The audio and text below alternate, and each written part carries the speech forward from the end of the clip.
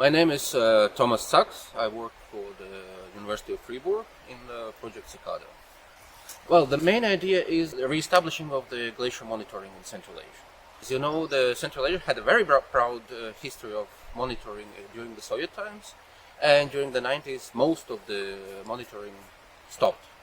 And so in the early 2000s, the project then called KATKOS started with the aim of re-establishing monitoring in Kyrgyzstan first. Then in the end of the project KATKOS, we started to work in Uzbekistan. And after KATKOS followed Project Cicada, where we are now working also in Tajikistan and Kazakhstan. So all 4 Central Asian countries. Glaciers are the perfect laboratory to know how the climate is changing. The glacier mass balance, which we are measuring directly, gives us every year the idea how the climate is changing. To speaking of milestones, what we see is, of course, the overall the mass balance is negative for all the glaciers. Also that the different regions react differently. The glaciers which are situated lower, like North and Tian Shan, very east and Pamir, are melting faster. The very idea in Soviet times of establishing glacier monitoring was the water resources, because Amudarya and Sirdarya are fed by glaciers in summer.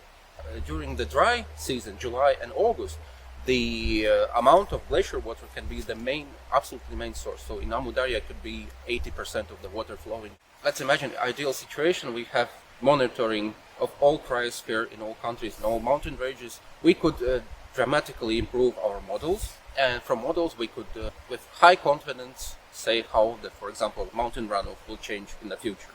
The regional models already suggest that we will experience for the next 40 to 50 years the runoff in summer will probably increase. Why? Because glaciers are melting more and there's more water released.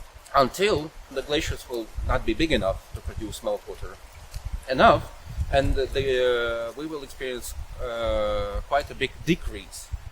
So there are some areas in Central Asia which are already changing.